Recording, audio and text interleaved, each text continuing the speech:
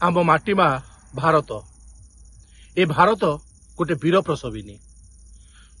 जो माटी रे जन्म नहीं अनेक वीर आ वीरांगना जो वीर आ वीरांगना जीवन कहानी पढ़िले आम देहरे भरी जाए शक्ति साहस उत्साह आउ गोटे अलग प्रकार दंभ सेमती जने वीरांगना गोटे झियो जन्म होता यही माटी रे भारत माटी रे हुए तो किए से झियो जहां विषय में आज आपण मानक कहवाई चाहूँगी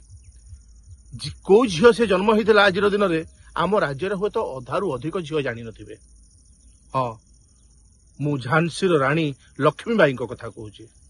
जो लक्ष्मीबाई जन्म होते 19 नवेम्बर 1828 मसीह एवं इंग्रेज मानक सहित युद्ध करुवा समय वीरतार सहित से युद्ध कर पछ घुंचा देना एवं तांको युद्ध कहानी शुणिले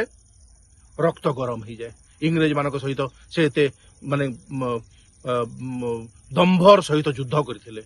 एवं से देहत्याग करथिले 18 जून 1858 रे मात्र 30 वर्ष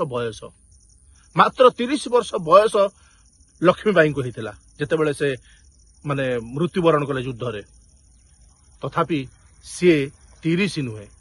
जुग जुग 30 जुग ताठू आहुरी अधिक दिन पर्यंत लक्ष्मीबाई बंची रहिबे आम मानक हृदय रे से जहा करिसेंती से कथा जितेबाला आमे तांको जीवनी पढ़िबा आमे जानि परिबा। एवं मु आज ए कथाटा काहीकि कहिली तांकर जो जन्म जयंती रे मु तांको श्रद्धांजलि जणाउची रानी लक्ष्मीबाई को एवं तापरे आज मु ए वीडियो वार्ताटा काहीकि कली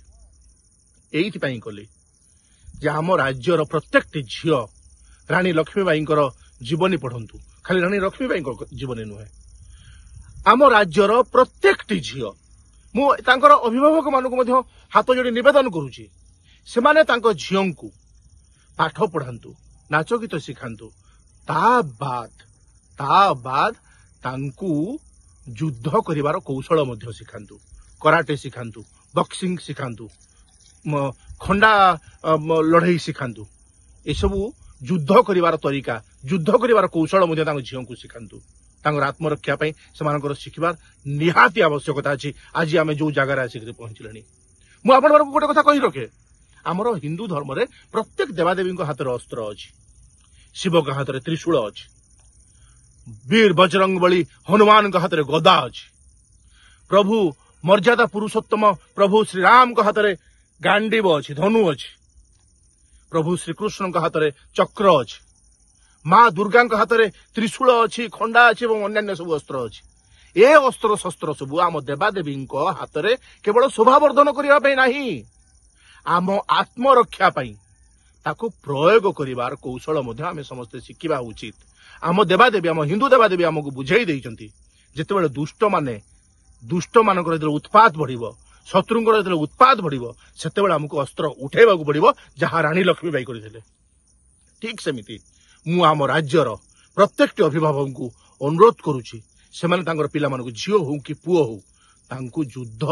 करिवार कौशल मध्य शिखांतु खंडा लड़ाई शिखांतु कराटे शिखांतु बॉक्सिंग शिखांतु निजर केमिति आत्मरक्षा करि परिबे। गोटे कथा कहि रखे जो दिन पर्यंत आम देवादेवी हाथ में अस्त्र शस्त्र